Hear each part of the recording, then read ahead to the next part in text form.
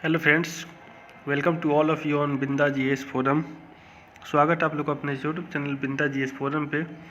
तो फ्रेंड्स, आज से मैं आप लोगों के लिए 67 बीपीएससी प्रीलिम्स, बीपीएससी सीडीपीओ और जो अपकमिंग 10 to 12 डेज में जो आपका बिहार दरोगा का प्रीलिम्स एग्जामिनेशन हो रहा है, उसके लिए मोस्ट इम्पॉर्टेंट करंट अफेयर जो कि ईयरली करंट अफेयर है, तो मैं सेक्शन वाइज, तो आज का जो सेक्शन होगा वो पॉलिटी से रिलेटेड करंट अफेयर्स होगा।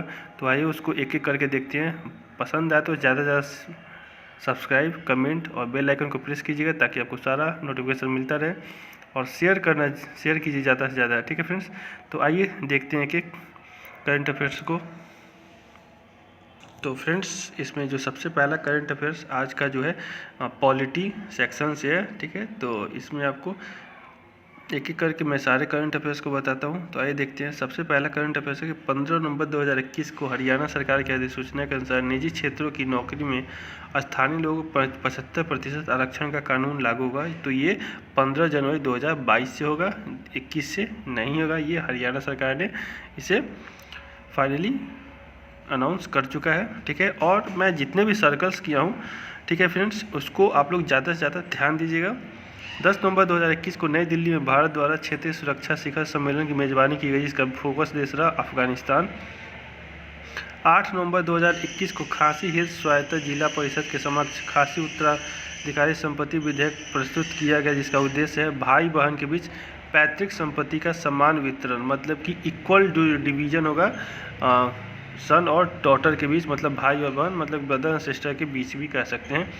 5 नवंबर 2021 को प्रधानमंत्री नरेंद्र मोदी ने उत्तराखंड के रुद्रप्रयाग जिले में स्थित केदारनाथ परिसर में जिनकी प्रतिमा में समाधि का अनावरण किया, वो किसका किया है? तो आदि शंकराचार्य का। और ये जो अद्वैतवाद के समर्थक थे, विवादास्पद विवाह का अनिवार्य पंजीकरण संशोधन विधेयक 2021 को वापस लेने वाला जो राज्य है राजस्थान ने, ये 11 अक्टूबर 2021 को लिया था। वह सरकारी विभाग जिसे केंद्र सरकार ने 100% सरकारी स्वामित्व वाली 7 कॉर्पोरेट इकाइयों में परिवर्तित करने का निर्णय लिया है। और ये कब लिया गया? अक्टूबर 2021 में।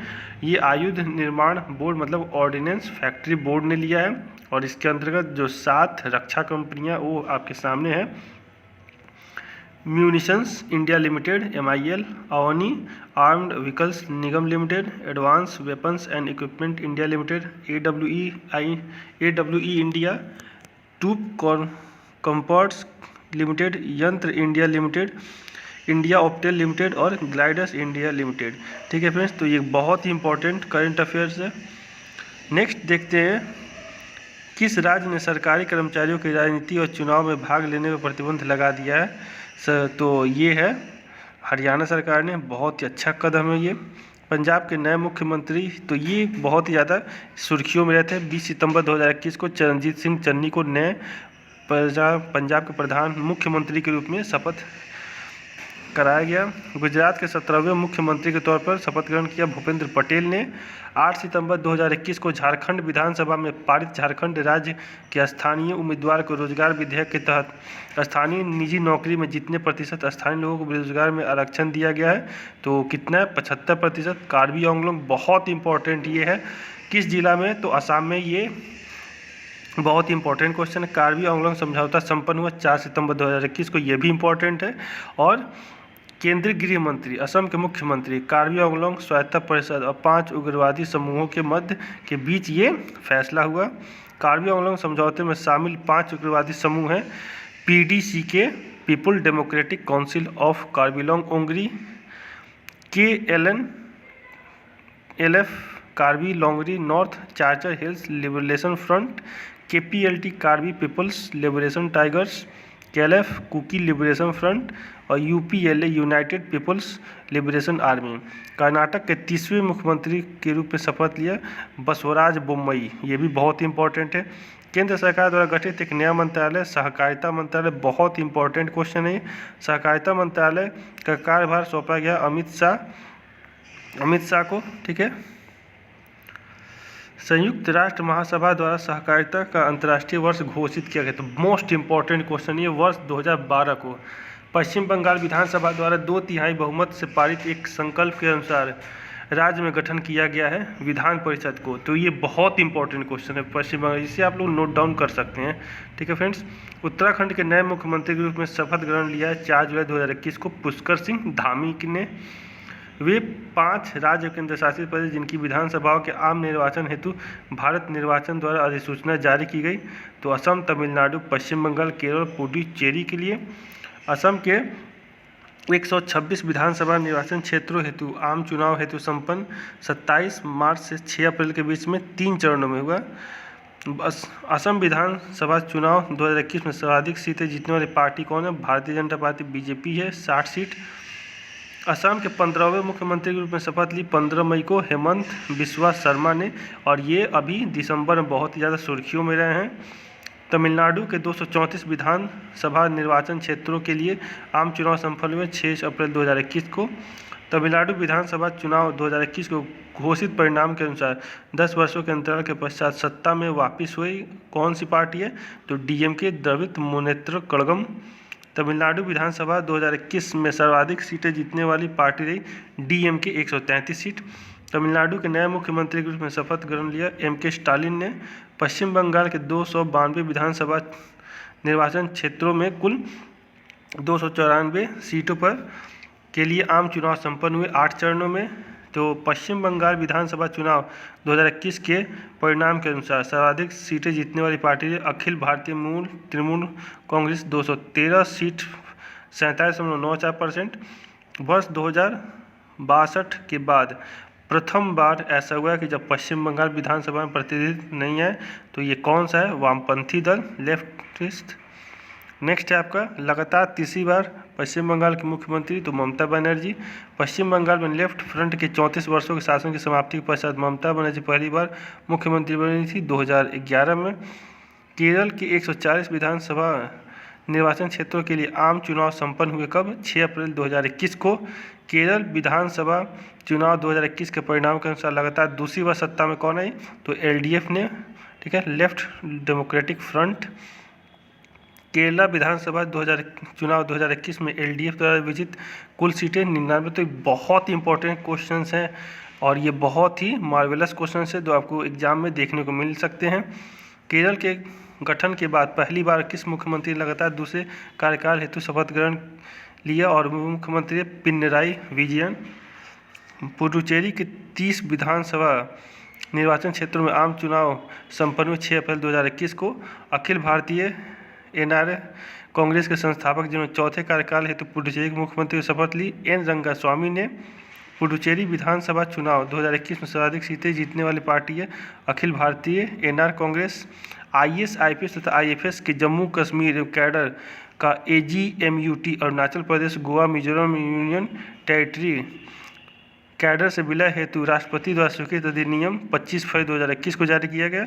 जम्मू एवं कश्मीर पुनर्गठन संशोधन अधिनियम 2021। तो ये बहुत ही इंपॉर्टेंट क्वेश्चन है। मंत्रिमंडल की संपूर्ण कार्यप्रणाली को कागज रहित बनाने वाला ई कैबिनेट का उद्घाटन करने वाला देश का पहला राज्य है हिमाचल प्रदेश। ये भी मोस्ट इम्पोर्टेंट क्वेश्चन है और अभी हाल में बिहार में भी यह प्रणाली लागू कर दी गई है। ठीक है फ्रेंड्स, 2 हरित राज्य ऊर्जा कुशल शहर वाला देश का पहला राज्य होगा बिहार। तो मोस्ट इम्पोर्टेंट क्वेश्चन है, जितने भी मैं सर्कल किया हूँ। बिहार के 2 हरित ऊर्जा कुशल शहर होंगे राजगीर और बोधगया। रेल मंत्रालय द्वारा हावड़ा कालका मेल का परिवर्तन नाम किया गया है नेताजी एक्सप्रेस।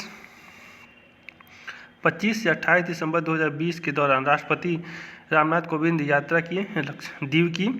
26 दिसंबर 2020 को राष्ट्रपति रामनाथ कोविंद द्वारा उद्घाटन आईएनएस खुखरी का स्मारक स्थित किया दीव में। दमन दीव की यूनियन टेरिटरी है।